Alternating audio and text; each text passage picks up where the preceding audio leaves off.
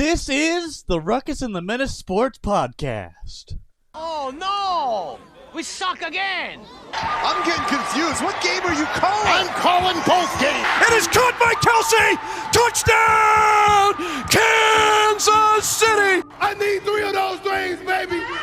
We ain't done yet! We ain't done yet!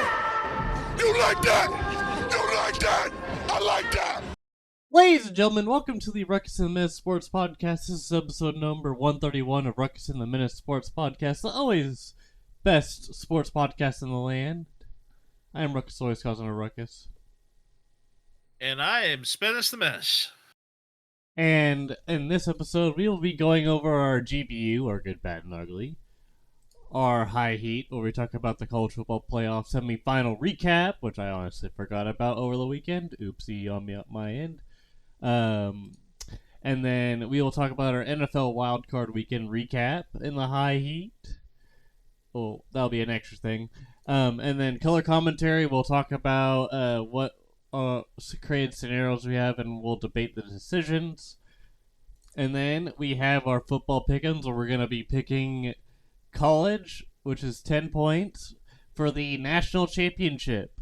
And then we'll be also picking our divisional championship, or divisional games for NFL. And then after that, we'll go over our stud and dud of the week for episode 131. Spinnis, how are we doing? Man, this past weekend was another weekend where it was waiting all day for Sunday night. And that one was a good one. We will speak on it later. Stoked for the direction that, of course, my football team is going. But on top of that, I mean, it just hasn't been too bad. It's been just another week of stuff. The Two Nerds episode went over well, and I crashed the party a little bit, but well, through the chat at least. Oh yeah. Well, we kind of expected you to be there. Hee. Yep. But beyond that, we got another good week of sports. And let's recap the Eastwood segment. The tumbleweed will roll for the good, the bad, and the ugly.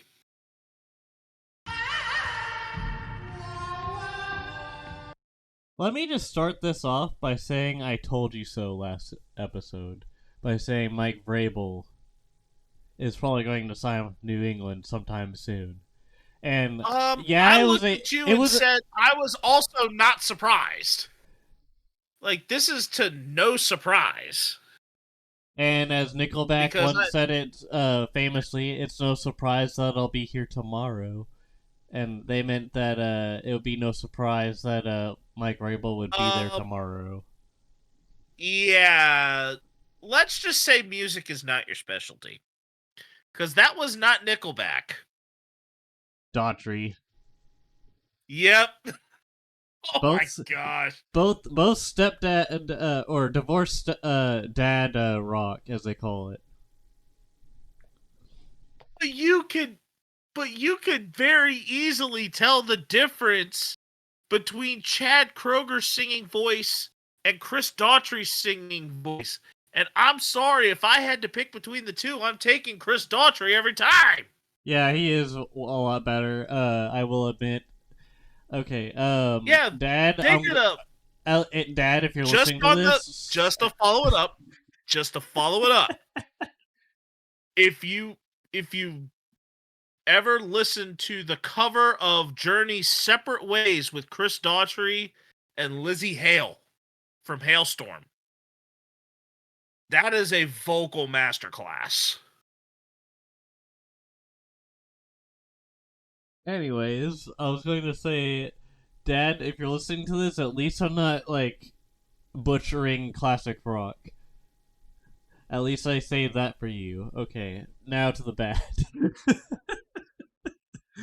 Or do we want to talk more about Vrabel? Honestly, I would like to elaborate a little bit more on this. I think ultimately Though this move was kind of translated into the no duh phase of this is exactly who was going in.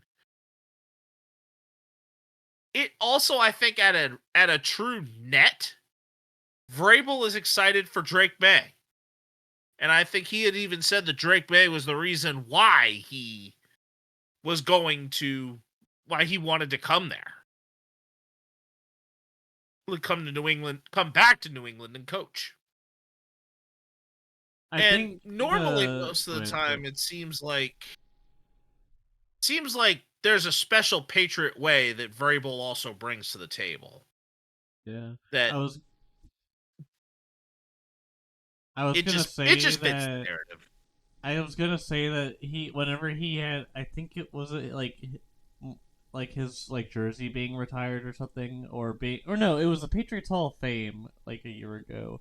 He said he said some things that were kind of cryptic, but at the same time fairly true about like this organization is the greatest, and it could be worse anywhere else or something like that. And I think that Although pretty I much think cemented the that. situation, I think there is one organization that is better to head coaches than New England, as far as how patient they are with them for most of the run and kind of keeping within a solid core, and that is the Pittsburgh Steelers.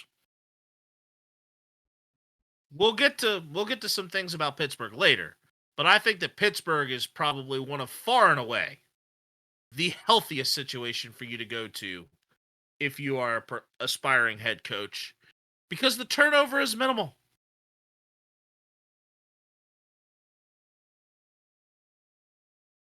But the not so good this week, I'm going to go to Major League Baseball, but we are sticking into the Boston area, as there's been rumor having it that the Red Sox are ditching the blue road alternate uniforms for a City Connect 2.0 jersey that will have green in its color scheme. Hear me out. The reason why I think this is bad is not because of a City Connect jersey that will have green. The blue uniform for road games alternately, it feels like a sense of tradition in Boston is going away. In that these uniforms, they're simple. Because most of the time you want your elaborate jerseys for home. This had a simple, clean look that was just like a jeans and t-shirt and just don't go out of style. However, I am cautiously optimistic about these green jerseys and just what kind of scheme are we really looking at here. But the brighter side and the silver lining behind this change, the original City Connects themed around the Boston Marathon are staying. And those are some of the best City Connects. Granted that they're blue and yellow and they don't really fit like the grand scheme of what the Boston Red Sox would have in the red, white, and blue. But they are one of the cleanest looking City Connect uniforms. And probably one of, if not the best from the original batch. I'm still mad at the Nationals for getting rid of the cherry blossom. But I am super happy with jersey. how... I am still extremely happy with how Boston has chosen to keep the Boston Marathon Patriot Day themed ones around. And I will leave it to you to talk about the ugly here. I saw this as well and kind of see why this one is definitely an ugly. Yep. So it turns out, two WNBA stars, one more famously known, has a stalker, and it's not just like your average Joe that's just like being creepy, like younger. Usually, you would see that with in movies or videos or shows where it's like a kid that's about the same age as the victim. But anyways, that was not the case here, as the downright ugly is a 55-year-old man was arrested and charged with stalking Caitlin Clark via social media. And it doesn't stop there. There was another women's basketball player that is still in college at the University of Connecticut, UConn, and Paige Bucher, as a 40-year-old man was also stalking her. And I don't get it. Beckers is also, I think Beckers is a future first overall draft pick. But I just don't get why. Like, I understand to a certain degree that I couldn't of people kind of having this thing, but it's like this is the point where I think it becomes super excessive or like obsessive. When it becomes obsessive, it becomes a problem. And just not not not appropriate at all. It says the FBI tracked the IP address to find out where he was and all these other couple of things, and just said it was like the dude was obviously Delulu.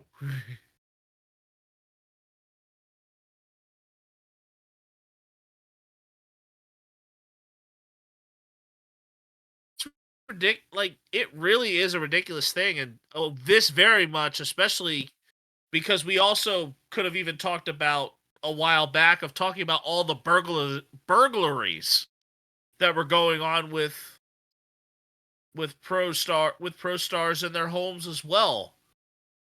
I think we even did at a certain point where we had talked about it, but it had expanded beyond just the home. Yeah, but it had expanded beyond just that with Luka Doncic, Joe Burrow. I think Giannis. I think there might have been an attempt or something like that. Don't remember but that one. Yeah, it's like in order to have a healthy interaction with say your heroes in quote, you don't have to break the law or do any other vicious or sadistic, not even sadistic, but like you don't have to do an illegal thing in order to do it. In order to have have a good interaction. Agreed. Will they always especially if you have a good opportunity? And I feel bad for Caitlin Clark at this point because she is such a down to earth person. Such a down to earth person that if you're pretty much just have that just a simple down to earth interaction with her just randomly, you would have to find a way to make it organic. And stalking in this case is not organic. It is not organic. If anything, it causes an organization to come after you. Exactly.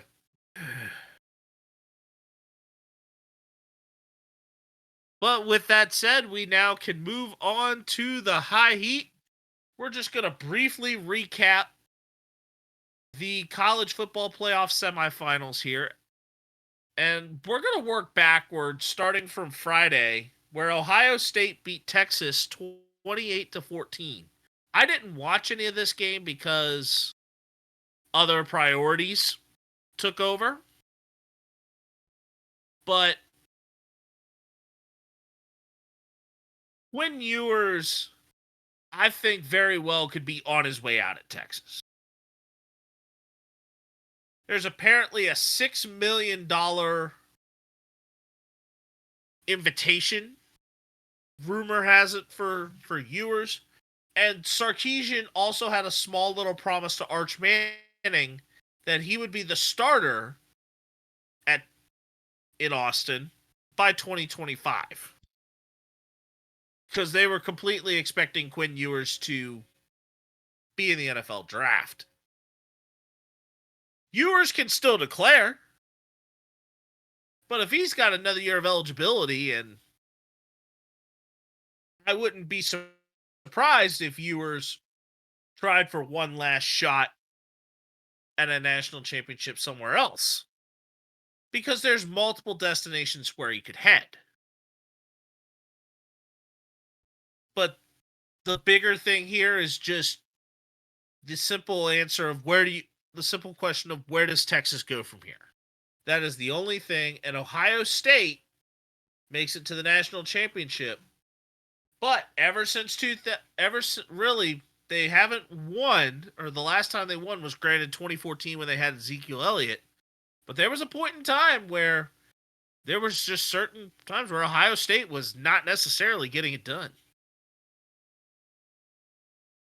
But then we go to the game that I actually did watch the second half of, in Notre Dame and Penn State, where Notre Dame on a last-second late field goal defeated Penn State 27-24. This game, especially in the second half, was it was truly a good watch. This was very evenly matched the whole way. Nothing felt out of sorts. It felt like an incredible football game.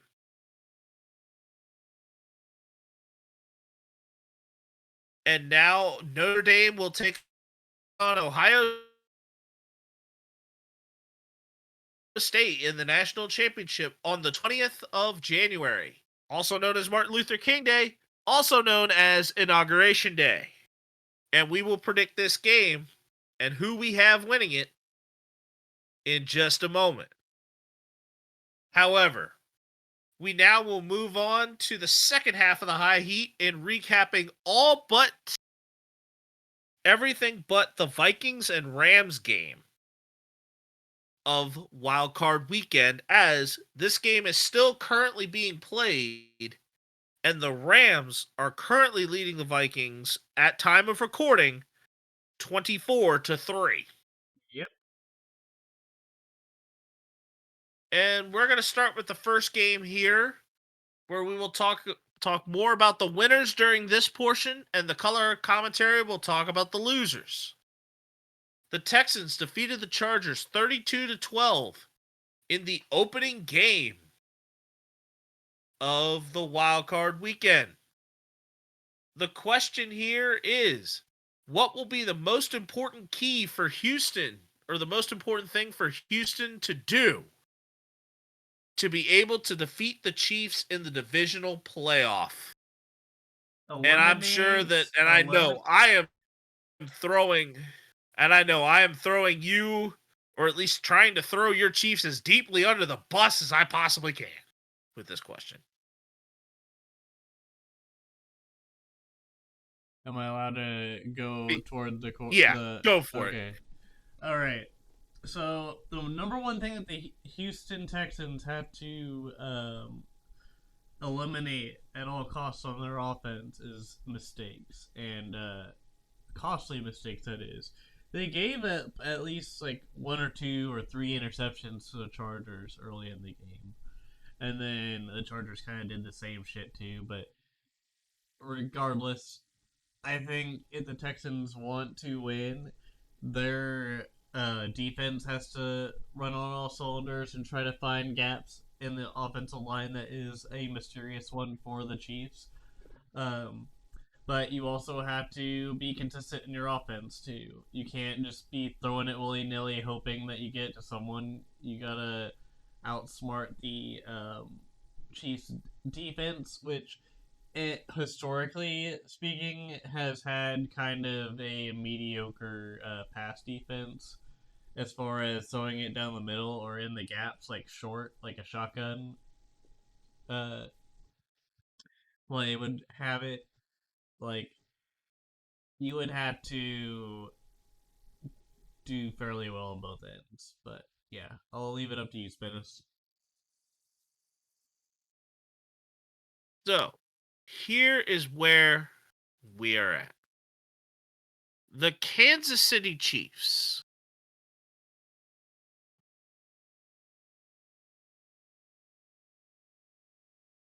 The key for the Houston Texans, honestly, is win the turnover battle.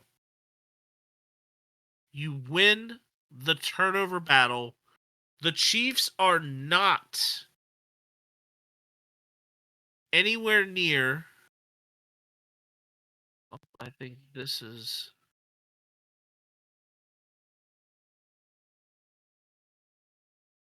Well, this is lame. Oh, they put postseason stats. I want the. I want the actual.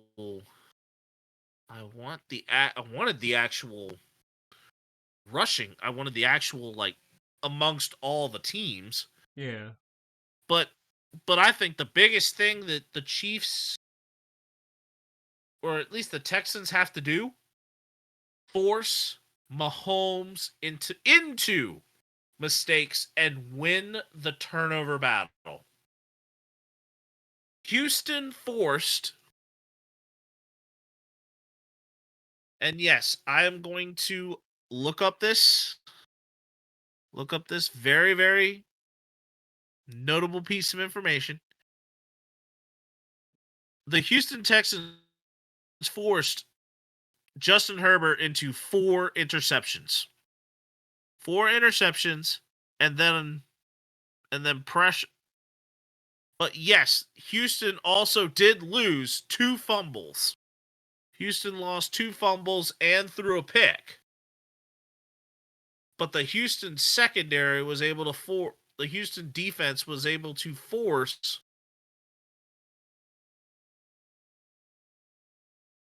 Justin Herbert into 4 interceptions. The defense needs to do this a lot better than what they did the first time around. And I think the Texans will hang around. Stroud also, I think Joe Mixon is also a key because I think that Nico Collins is going to get locked down by Trent McDuffie. As Trent McDuffie has shown that he can be an underrated shutdown corner.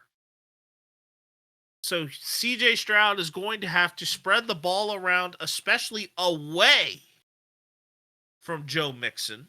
Or no, not Joe Mixon, especially away from Nico Collins. And then also keep the two-headed running attack of the Chiefs rushing-wise in check. They did a great job of holding off the Chargers against the run. But I think that the playoff time typically has been Kelsey time. However, Ladd McConkey had nearly 200 yards receiving in this game against. So really, it's going to be a matter of the corners of Texas or the Texans keeping players like DeAndre Hopkins in check as well. The Chargers had a specialization in the running game, but the passing game had gotten even better. So it's more so just Houston's got to kind of not get their stuff mixed up and play mistake-free football. The next game was the Amazon Prime game. Saturday night, Amazon Prime's last game of the football season, as the Ravens defeated the Steelers 28-14. The question here is, can Derrick Henry continue to be a viable source of pressure relief for Lamar Jackson to succeed and defeat the Bills on the road and experience further playoff success. I think Derrick Henry, the reason why he was signed to the Ravens is to be a viable source to help Lamar Jackson, not just take pressure off of him. So I think that's a no shit Sherlock answer or way of going with it. I think Derrick Henry definitely boosts their portfolio on offense. If, just like you probably saw in that game, Derrick Henry was doing his darndest against or with or against Lamar Jackson, and I say against as in he had like one snap where he went like for 12 yards or something like that whenever it was just snapped to him truly as well. But I think to answer your question, yes, just in a really weird way. I think if there is anything to learn for the Buffalo Bills from this matchup, Derrick Henry rushed for nearly 200 yards and scored against the Buffalo Bills the first time around. This game was in week game in. It was very early in the season. September 29th. So I think this was week 3 or 4 where Baltimore defeated Buffalo 25 or 35 to 10. And Lamar Jackson did not throw the ball as much or run the football extremely effectively, but it was enough to get the job done. But Derrick Henry was the main source of running the football. If Buffalo defensively can find some way to contain Derrick Henry and still be able to find some ways to keep Lamar Jackson in check and force Lamar Jackson to throw the football more, Is this Buffalo truly... can stand a puncher's chance. But Lamar Jackson has been or mistake free. So it's just a matter of, I think this is going to be a high scoring game. Going to be a bunch of punching for points. This is the game that very well, if the defenses don't step up, it's going to be a track meet. You were saying, Ruckus? I was gonna say, is this gonna be like the Great Freight Train Debate 2.0 here pretty soon? I think if we were to really follow this along based off of the last time through, Derrick Henry has shown that he is still the ultimate freight train. But ultimately, I think it's just a matter of the difference was that Buffalo did not have Amari Cooper, and Curtis Samuel has started to find his stride, and James Cook has gotten even better. But I do believe that this game is going to be the box office game for Buffalo and Baltimore next week. And speaking of the Buffalo Bills, they defeated the Denver Broncos 31-7. But the question here, I think, for the Bills is, have they shown to be a much further improved team without Stephon Diggs in a much more refined fashion than what we really expected? I think the gelling of the team has definitely helped a little bit more with the younger guys talking with Allen and becoming a bigger presence. I feel like Diggs might have had a role in why things were kind of slow there, but also, uh, I feel like the Bills aged a little better as a offense. Allen has definitely gone at a different pace, like Romo had said during the Bills Broncos game, and I kind of agree with that. Mainly because they just seem smarter about the ball, and Allen has not had really very many interceptions or turnovers this season compared to past seasons. Well, here is I actually want to make the viable argument here, and I'm actually going to use Matthew Stafford. Matthew Stafford.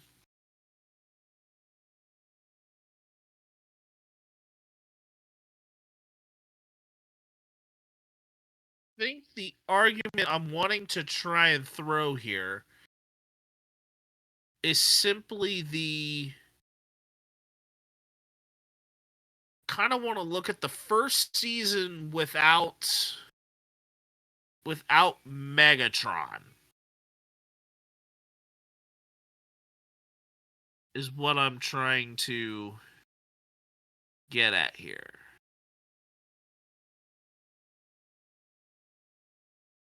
I had to look at,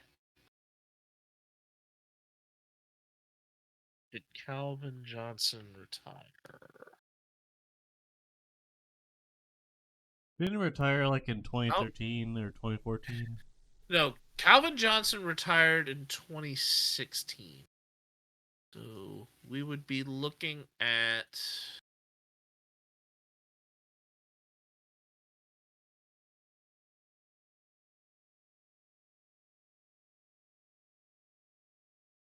retirements was Calvin Johnson.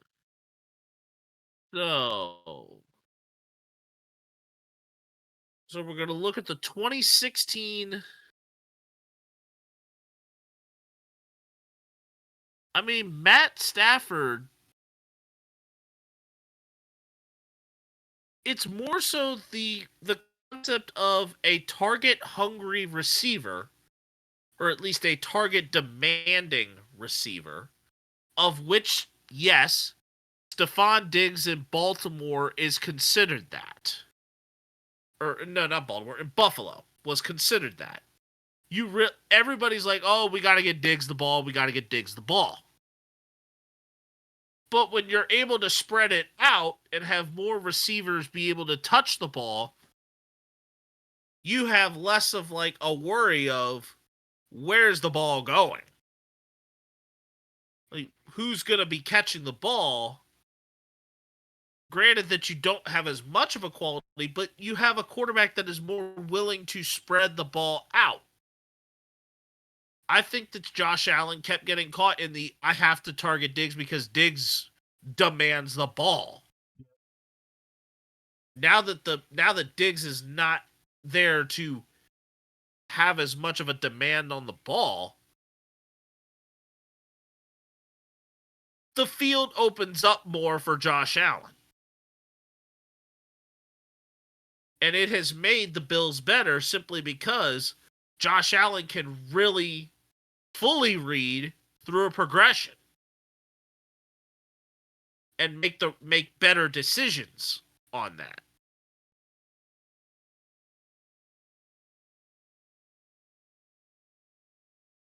The next one here was the 4:00 game on Sunday. The Eagles defeating the Packers 22-10. And the question here is, does this Eagles team look much more complete than their Super Bowl team just a few short years ago? They condensed the run game compared to last time. It used to be Boston Scott, Kenneth Gainwell, and was it Swift or no? I feel like it was before No, Miles Swift. Sanders, I think. I think it Yeah, was Miles Sanders. Sanders. So you had an A list actor, B list actor, and C list actor in a sense. But now you have Saquon and Kenneth Gainwell, I believe, and then that's Yeah. pretty much it. So like that helped that he had like a steady running back. Also, it helps that your wide receiver core is healthy too, and stable. I think that this tailors more to the genius of Howie Roseman and the drafts. The Eagles spent 2 early round picks on defensive backs, getting Quinion Mitchell and Cooper DeJean.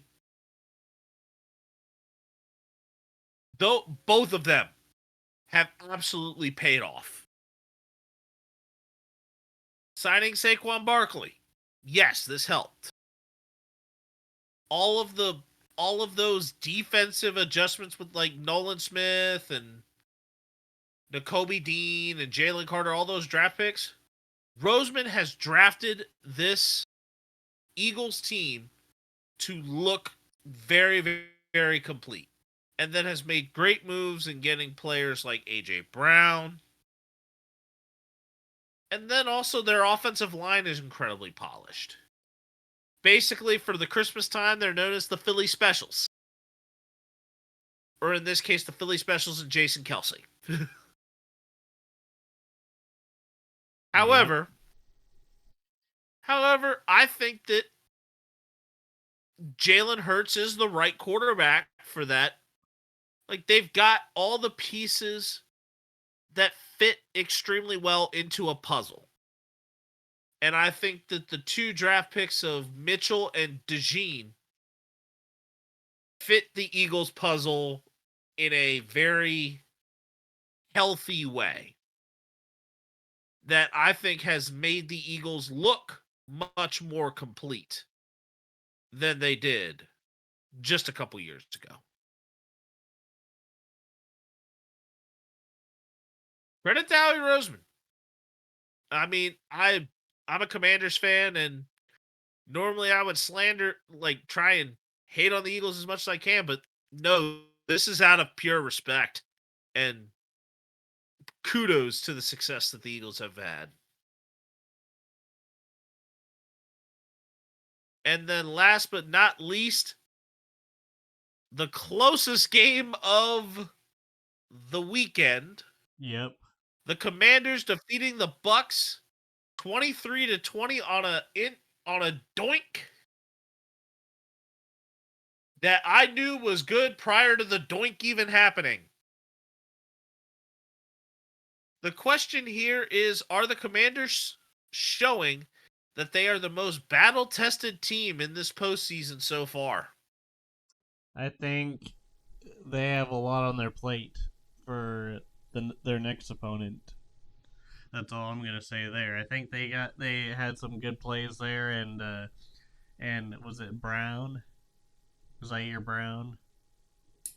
Diami Brown. Brown. He looked like a force to be reckoned with, and then it helped that Lattimore got healthy enough to play the game too. I mean, no, Lattimore was getting torched. So I could tell that Lattimore was not 100%.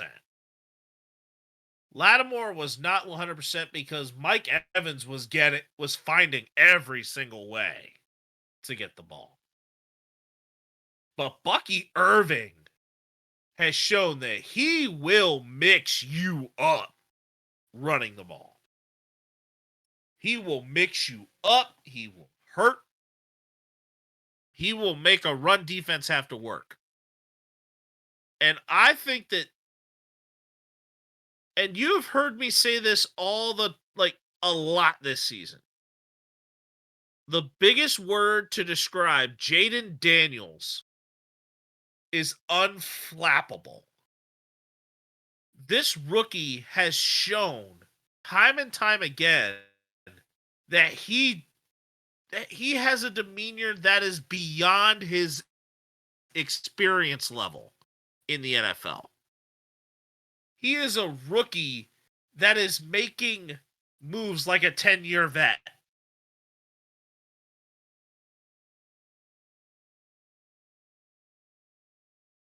the learning curve and the adjustment level have been apparently very small. But the hardest part with Jaden Daniels is that there are still some things that defenses do that, yeah, will mix him up. But he's able to figure out the wrinkle that's going on and work his way around it. This Commanders team is extremely tough. They're gritty, and they are just about exactly the great mirror match that the Detroit Lions are. It's just the Detroit Lions are more balanced in the running game. They have a better number two wide receiver. The starting tight end is younger. And they're a little more banged up defensively. Hey, if it's not the Lions going to the Super Bowl, I hope the Commanders get there. Oh yeah, I would love to see us get there. But I have no qualms either way on how this game goes this Saturday. No qualms at all. True Because story. it's either the team that has never been there or the team that has not had success throughout very much of my lifetime now having the opportunity to get there. So I couldn't be any happier. But before we get into picking these games, we now have questions about the eliminated. And the first one involves the Los Angeles Chargers. With a major improvement of the Chargers and a rebuild that seems to be a little more ahead of schedule, simply due to having experienced players and a quarterback that is generally pretty good. The biggest question here is where do the Chargers look to pick up where they left off? I think they get younger on defense, and I think they cut some money ties with Khalil Mack and a few others. And if Joey Bosa wants to keep playing for the Chargers, he needs to be more hungry about it. They all need to be more hungry about it, more motivated than they were if they want to get farther in this, not just that, I guess. The hardest part about Joey Bosa is that going into next season he turns 30. So he's on the downside. He's kind of in the twilight/downside of his career. Khalil Mack retiring would not surprise me at this moment. I think Bud Dupree could be one of those players that may have some retirement. Eli Apple is basically burnt toast. He's just a crisp apple. And Derwin James. So I think that the biggest piece is going to be that I think the Chargers do need to look to consider getting younger. Find a way to hang on to Asante Samuel Jr. if they can keep him healthy. I would kind of cut my tie with Asante as well. Yeah, I would. Yeah, possible cutting of tie. That is something there. But ultimately, I think that the Chargers need to get a consistent second receiver. And I'm saying a consistent number 2 wide receiver, because Quentin Johnston is not a number 2 wide receiver. Because I think they have found that their number 1 wide receiver is going to be none other than Ladd McConkey. Yep. I said it. Ladd McConkey is truly the number 1 wide receiver in the powder blue. I was thinking he'd be more kind of like a Hunter Renfro figure, like Hunter Renfro was for the Raiders. But I feel like you're making a bold statement, and Oh, I don't second guess it. Oh, I think he's better. I think he's better than what Renfro was. Renfro was a very consistent guy, but consider who he had. I mean, I think he, for the most part of Renfro's career, I think he had Devontae Adams on the opposite side. Yeah. Lad Well, not McConkey entirely has true at the shown, start.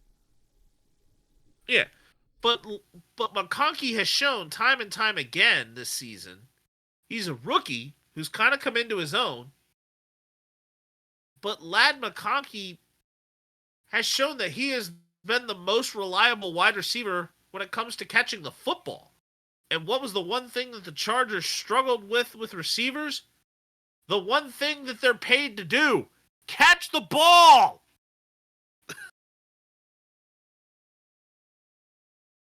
Lad McConkey's stat line: 82 receptions, 1,149 yards, and 7 touchdowns.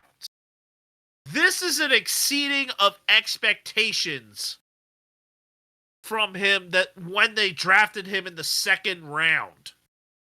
Yes, this is above expectation. I think they were projecting this when they drafted him for his first season out.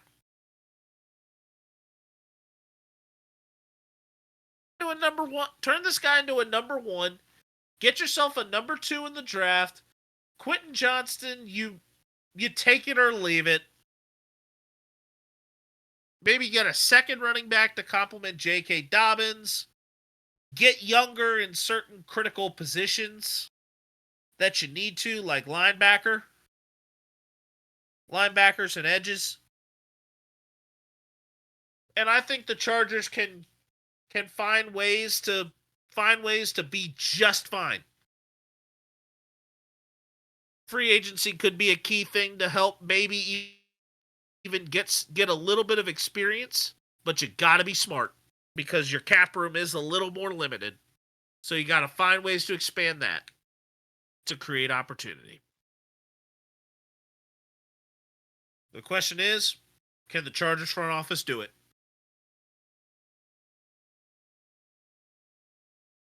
The next team up is the Pittsburgh Steelers. Here is, will the real identity of the Pittsburgh Steelers offense please stand up? And when it stands up, how is this going to affect future decisions involving likely Najee Harris and George Pickens?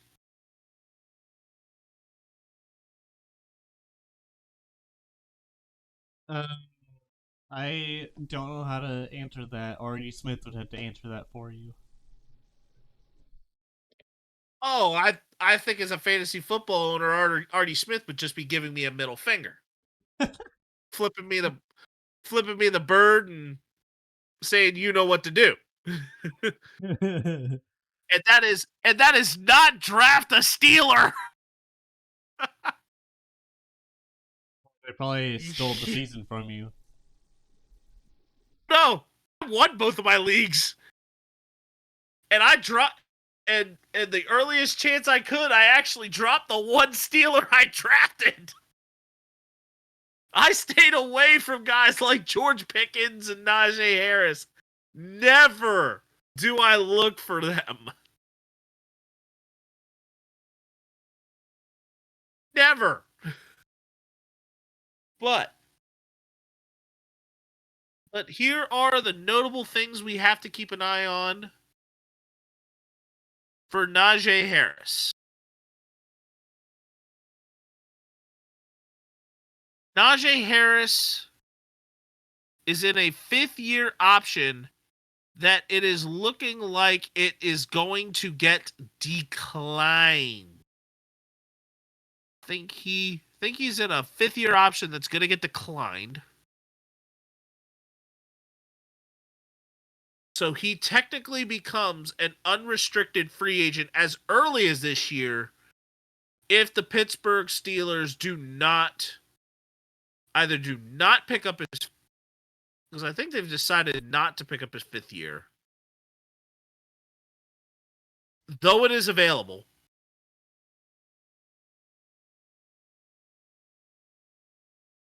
And they will and the consideration of franchise tagging. I'm sorry, Najee Harris has not been that good at all. Apparently, according to Clutch Points, he has chosen. It's looking like he has said. He says, "Have you put much thought into whether or not you want to be the Steelers?" He said, "Not. I have not put much thought into that at all." So I think Najee Harris is setting himself up to leave the Pittsburgh Steelers. I wouldn't be surprised if he choose to leave. But I'm sorry, Najee Harris has not shown any sense of being worth the value that Pittsburgh had when they drafted him. George Pickens is about to suffer the same danger, but for a different reason. Why do you think so many receivers leave Pittsburgh? Because the general identity of Pittsburgh's offense is smash mouth run the football and not necessarily make a bunch of passes. But Pittsburgh's quarterback play this year with Russell Wilson in there throwing the football has been a little bit better. Been probably the best it's been since Big Ben retired. Since Big Ben left and retired. So really the biggest piece is, can Artie Smith, a coach who has been known for more running the football, because he's had freight train running back Derrick Henry for much of the time that he was prominent. Can Artie Smith even make an offense work in Pittsburgh, especially with these guys being on the way out? I'm going to say the answer here is probably going to be no, and I wouldn't be surprised if next year Artie Smith is going to get a pink slip. Yeah, I wouldn't be. But I think I think the hoopla in Pittsburgh is whether or not they're thinking, "Oh, is it time to trade Mike Tomlin?" But we've been hearing this for years now. And what has been done? Magic Conch? What has been done about this whole thing? Nothing.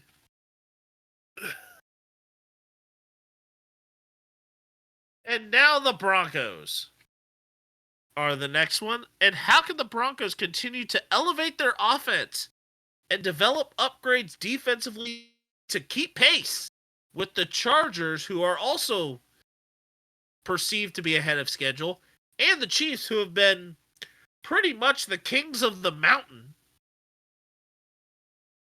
in the AFC West? The way you can elevate your offense is cheap weapons that will overperform for you, or at least make the contract worth its while. You could do incentive-based deals like Beach does, or you could just play your cards right, I guess. Maybe Najee Harris becomes a Bronco and decides, screw the Steelers, I want to play for the Broncos and I want to play for Bo Nix. Okay, we'll see how that goes. You might also get a wide receiver like T. Higgins, or you could get someone that slips down in the draft, in the NFL draft. You never know. You could go young. You can go what's hot and trendy as far as wide receiver depth, and then you can also look at your other options, other places like tight end and running back, because their running back room is still kind of mysterious, even though they got some no names in there. But you gotta work with what you got at the end of the day, for the most part. But it Here would be nice for is the wide the receivers. scariest thing about the Broncos. I'm looking at their roster now, and this roster is young. This is a very young roster. Not extremely not extremely experienced. So here is what you consider looking for. Here's what I think you consider looking for. I think you take the Dan Quinn, Adam Peters approach, where I think you start looking for at certain key positions that you need to do so. Look for mentors. Look for guys that have a leadership quality to them that can help mentor. Yeah, you have Cortland Sutton there. You have Cortland Sutton, but you don't necessarily have a very, I would say, a very mentorly running back. I think you cut ties with Javonte Williams and let him walk. I think you let Javonte Williams walk. Because he is not producing at all for what the Broncos want. This is a good spot for, say, a Kareem Hunt. This Denver Broncos team is the right fit for Kareem Hunt.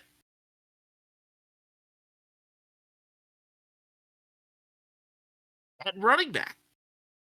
I think the other priority, yes, is to get Bo Nix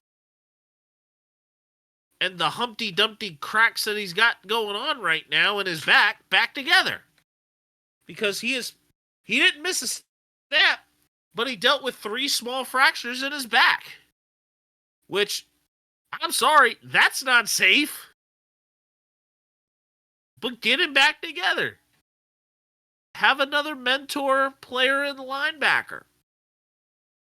Have a mentor linebacker. Have a mentor with your corners. Granted that you have Surtain, who's really good. But honestly, I think if you're Denver, yes, you definitely consider the draft.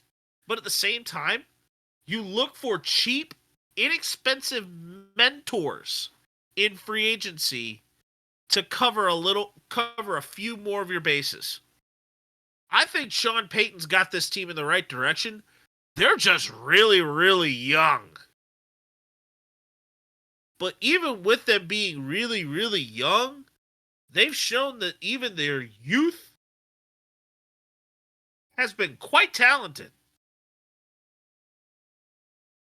And Denver has shown that the direction that they're currently trending is up.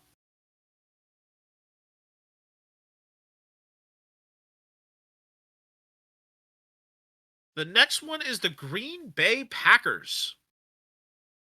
Where do the Packers need to go in order to make adjustments to better push themselves and get over the hump and also keep pace with a highly competitive NFC North?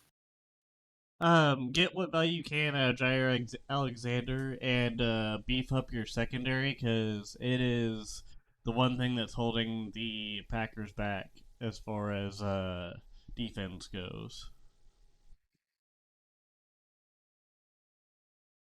I think priority number 1 is get every single one of those young wide receivers you have healthy. Yes. That too. Get those guys healthy. Romeo Doubs, Jaden Reed, Christian Watson has shown that I think his legs have kind of done something to him that they're just not quite right.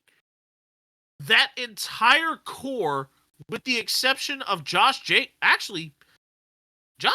fits into this. He's a young player. Like, that is a young skill position core. You currently have a 26-year-old quarterback, 26-year-old running back. Your top wide receivers are at 24, 24, 25, and 23. The tight end is 24. Granted that you got two of them at 24. And granted that you also have a very young... They are a very young offensive line, like a very young offense. The defense has some youth, and they're a little old, and there's some that are maybe a little bit older. But you're not... It's not the worst thing in the world. I think yes, you do get as much value as you can out of Jair Alexander because he doesn't want to be there. I don't think he wants to be there anymore. But I think the value on him because of an injury has gone severely down. Yep. But it should put Keyshawn Nixon in a number one corner spot that he has been wanting to do instead of returning kicks. But even more important is that Jordan Love has now... I think we have now found the one thing that is holding Jordan Love back. And that is his decision making.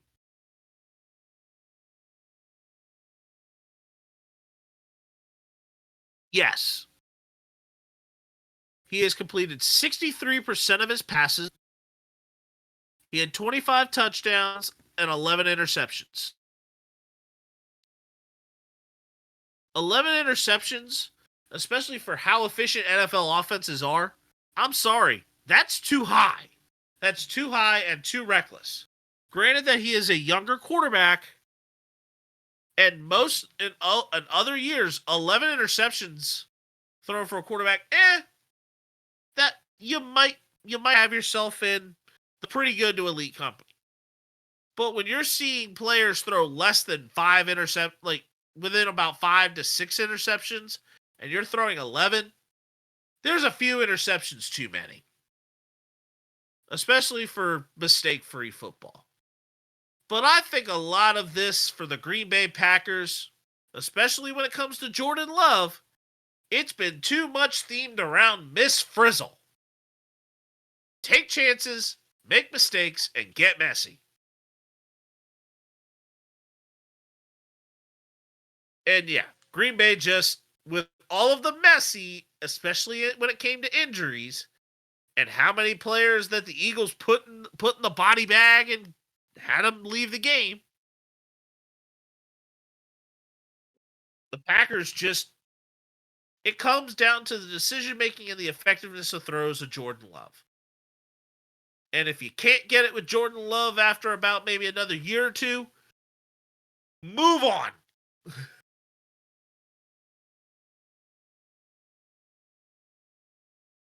Last but not least for this episode, we have the Tampa Bay Buccaneers.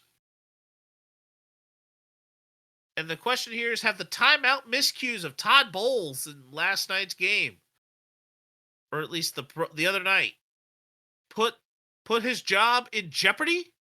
Or at least made the seat just a bit warmer? He's got to be walking the plank sometime soon. I don't think your team goes any farther than the divisional round every year or the wild card if you're just going to have mistake after mistake and then have a coach that every time they show him on TV he looks like he's about to crap himself or already did and doesn't really solve that situation with the offense and defense for his team. I will say this. When it comes to the timeout mismanagement, you and I both can agree that throughout this entire season, we've seen worse. We have seen worse. The reason, and you know exactly who I'm talking about when I say we've seen worse.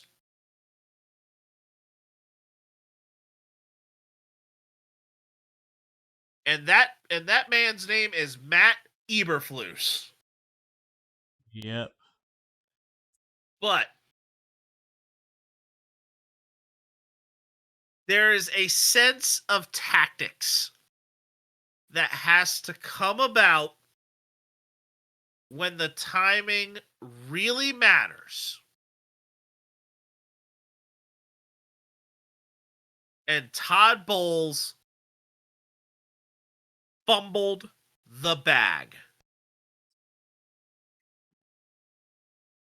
Granted that some people would say not once but twice, but I think the worst one, like I'm literally sitting there, and granted I'm a Commanders fan, and I'm looking at the time ticking down at less than 2 minutes to go, and I'm sitting here just from a logical football sense saying the words, Todd Bowles, what are you doing?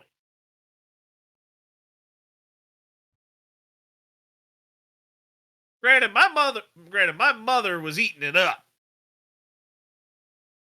But I'm looking at this like, if Todd Bowles knows how much time he has just taken off of what his team could do, especially if they allow Washington, especially if they stop Washington.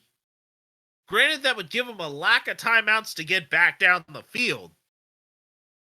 But it's just the sense of the X's and O's just not quite being there in the proper section to have that come along. But then it happens in a playoff game.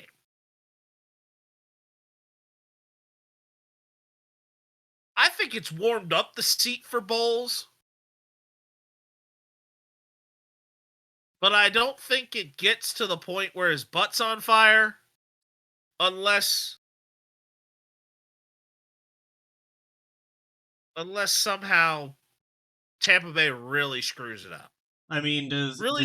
do his seats in the company car warm up, or is that just a malfunction and his ass is actually on fire?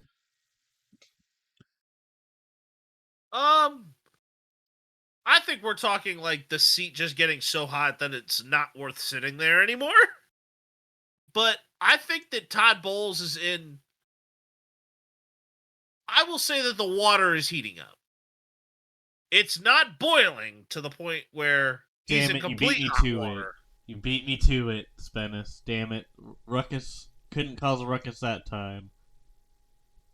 But I'm saying that Todd couldn't get his it's heating bowls up. of soup. Yeah, it's heating up.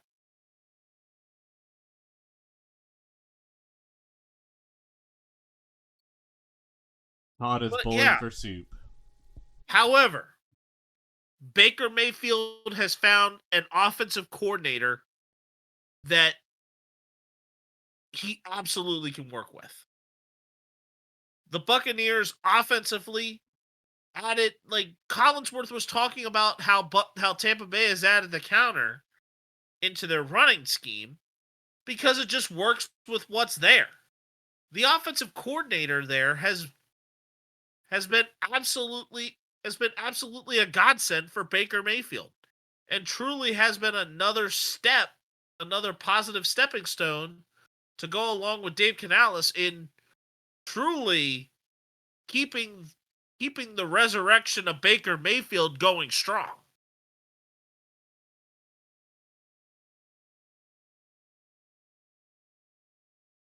So yeah, I'm gonna say it.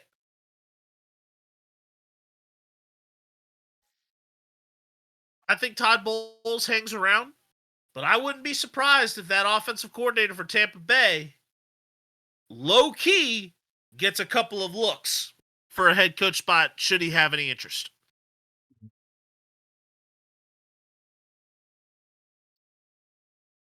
And now we go on to the rubber meeting the road, where we will be picking the football games over the next week. Yes, sir. We will be concluding the college football slate this week with a 10-pointer, and it's the college football playoff national championship. Notre Dame versus Ohio State. I Ruckus, want to get who you got? away.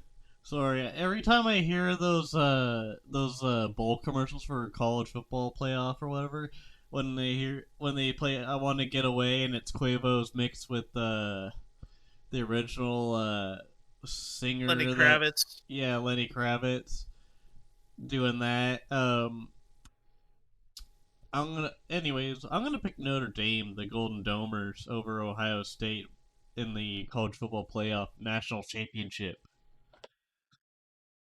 Yeah, and that being Fly is the title of that, but I think Fly Away might be I think that might be the original, but I think the Lenny Kravitz and Quavo is Fly.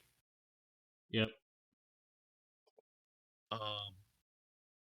But you're taking Ohio State? No, Or are you taking Notre Dame? I'm taking the Golden Domers in Notre Dame over the Ohio I will be State agreeing with University. you. I am agreeing with you. I am taking the Golden Domers. This is I think the year Notre Dame is going to get it. Because all this clamoring that Notre Dame should just be in a conference. Notre Dame should just take a conference. Notre Dame is known for being a college football independent. This coach is under the age of 40 and has led this incredible group at Notre Dame. Let a young man cook. I am taking Notre Dame here.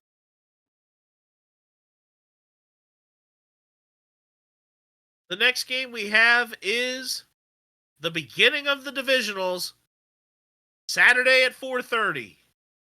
Chiefs, Texans. How about those Chiefs?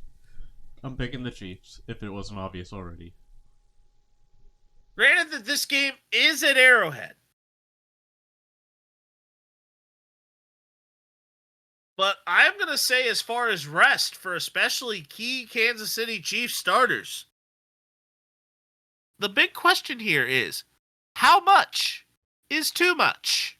Oh man, you are just pissing off Mahomes already. I like it. I am going to say that I think there's an unsung secondary hero that potentially could come out of this. D'Amico Ryans will learn from what is going on, and I think the Houston Texans defense is going to challenge them. However,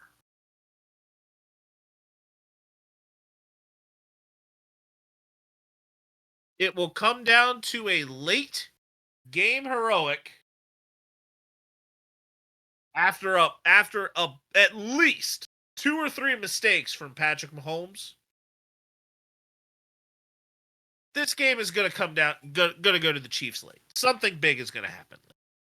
I'm taking Kansas City here. One of us. One of us.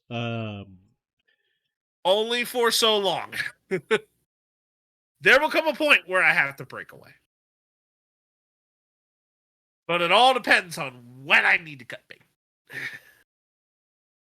The next game is the 8 o'clock one of the Commanders and the Lions at Ford Field.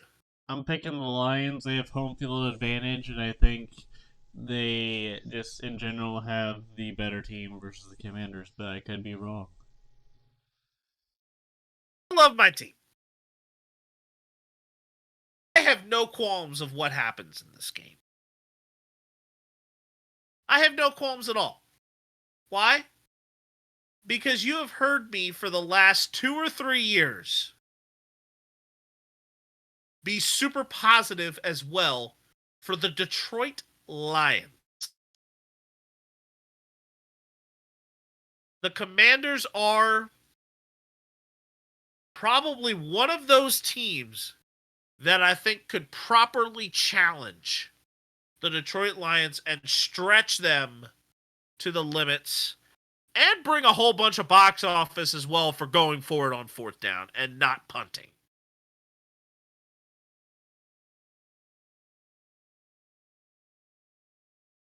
But I gotta go with the man who's got a roulette wheel stuck up his butt and the Detroit Lions. Or I should say, not really stuck up his butt, but in his back pocket. And always has it ready to go. I'm taking the Detroit Lions.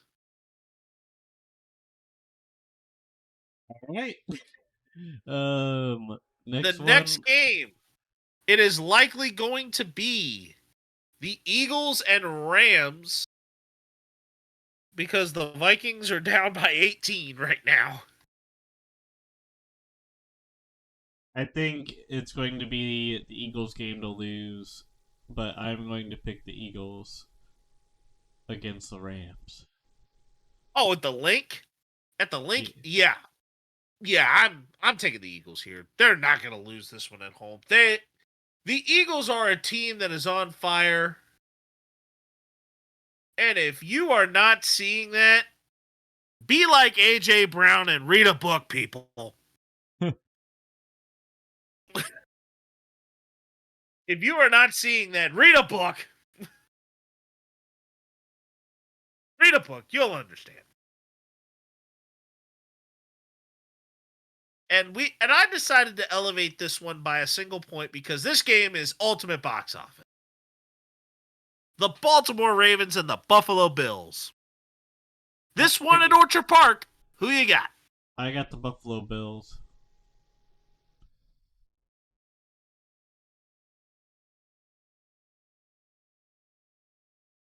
As much as I would love to say that it is going to be Buffalo,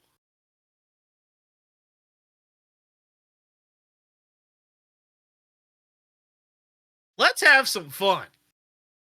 All right. I think we need to have a rematch of a game that granted was the AFC Championship game last year, and the opener was decided by a toe.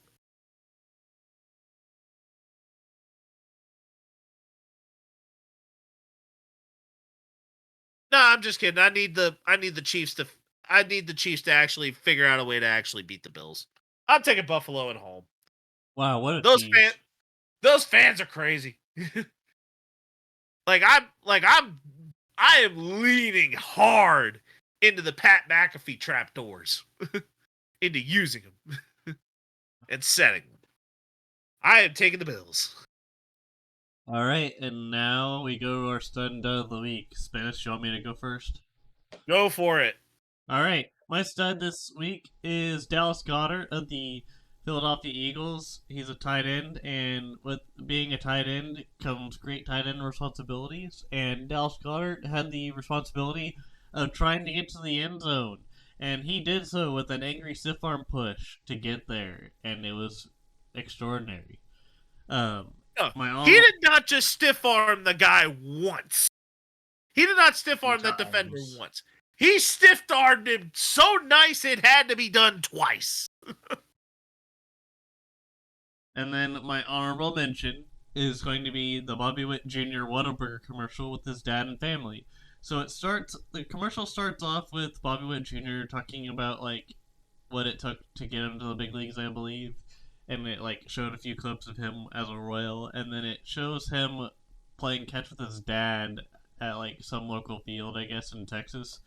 And then at the end of the commercial, it shows him with his dad and like some what looks to be family members while he's sitting at a Whataburger dine-in table and just eating with his family. And then ends with the Whataburger logo. It was pretty cool. I figured it was new enough to be mentioned, and I thought it was interesting. But what isn't new and is very stale, like a box of Cocoa Puffs that has been opened and then never been really sealed properly and it's just been sitting there for a year or two being stale. Yeah, we know who you people are. And this same person is making his franchise as stale as it possibly can get, and that is the Cowboys owner Jerry Jones. And what did he do this time, you might ask? Well, he denied a interview with the Bears between Mike McCarthy and the Chicago Bears, and then didn't really follow up on what they're gonna do with Mike McCarthy, and then just gave him a pink slip and then kicked him out the door, or pushed him, uh, left him on the curb, stuff like that. Like, who knows? But the dud is just the overall logic between Jerry Jones and them. If anything,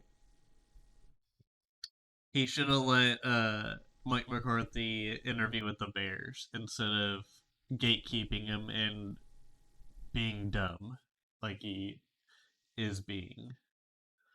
Um, yeah, I'm gonna leave it at that. Spennis, go ahead. Okay. Not quite. It's not quite a firing. The denial of Jerry Jones letting, or of Mike McCarthy interviewing with the Bears. That is because the Cowboys had an exclusive negotiation window that is completed at the time of release. But the two parties were not able to come to any sort of agreement, so they are parting ways, not necessarily a firing. This is the same type of Jerry Jones cutting a tie and not being able to renew a contract, just like they did just a few years ago with Jason Garrett. Yes, Jerry Jones let the contract run out and granted gave him a week to come up with a window, and Jerry Jones then was unable to find any sort of consensus to renew it. So Mike McCarthy is now a free agent head coach, where multiple teams are considered. I think the Bears, were still on that list, and the Saints were another key name that's on the radar for McCarthy. Just a little bit of a clear up there. Thank you. However, my stud,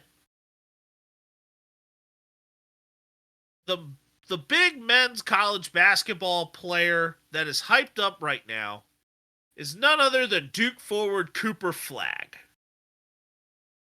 And if you watch this guy play, and just how he plays, granted, if you look at him, he's the stereotypical tall white guy that people would say would resemble similar to somebody who they would clearly hate because he's at Duke, and kind of would parallel to Christian Laettner. However, this guy is as a freshman. He's a freshman. And I believe, if I remember this correctly, I don't even think he's actually turned 18 yet. No, he just turned 18 a few weeks ago. And this dude is nuts.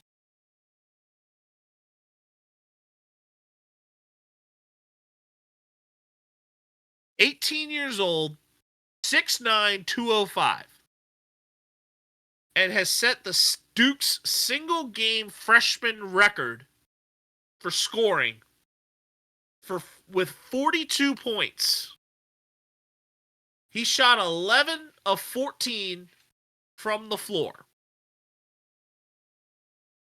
16 of 17 from the free throw line.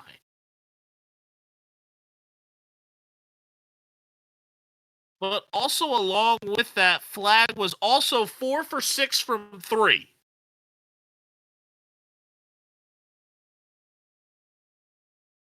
Had 7 assists, 6 boards, and a steal. This dude is projected to be a future number 1 overall, first overall pick in the NBA draft next year.